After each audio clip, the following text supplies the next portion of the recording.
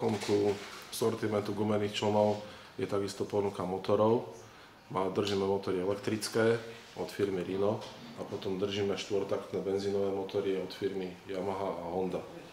Veľmi spoľahlivými sú hlavne tie elektrické motory, ktoré sú v rôznych veľkostiach pre rôzne dĺžky, váhy člnov. Hodia sa prevažne na tichú vodu, jazera, priehrady. Benzínové motory držíme od tých najmenších, to je 2,3 koňový kon až po 5 koňové. V podstate tieto motory sú mimoriadne spoľahlivé, tichučké, štvortaktné.